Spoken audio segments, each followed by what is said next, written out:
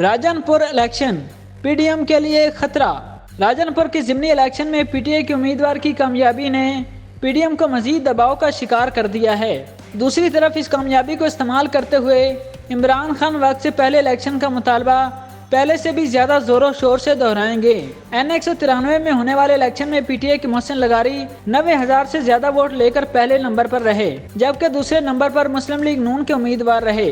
اس result کے بعد یہ تاثر تقویت پکڑے گا کہ پی ٹی آئی اور عمران خان کی مقبولیت میں اضافہ ہو رہا ہے اور مسلم لیگ نون اور دیگر جماعتیں عام انتخابات میں ہار جائیں گی۔ اس بارے میں سینئر تجزیہ کاروں کا کہنا ہے کہ اقتدار میں آنے کے بعد مسلم لیگ نون کو سیاسی نقصان پہنچا ہے، جبکہ عمران خان کے جارحانہ کمپین کی وجہ سے پی ٹی آئی زیادہ مقبول نظر آتی ہے۔ تجزیہ کاروں کا خیال ہے کہ نون لیگ پنجاب اور خیبر پختونخوا میں ہار کے ڈر سے انتخابات نہیں کرانا چاہتی۔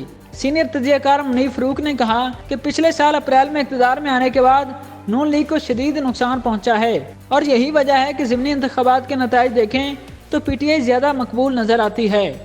سینئر تجزیہ کار معیز جعفری نے کہا کہ رانا ثناء اللہ کی بات غیر آئینی ہے کہ وفاقی حکومت کے ہوتے ہوئے صوبائی اسمبلیوں کے انتخابات نہیں ہو سکتے۔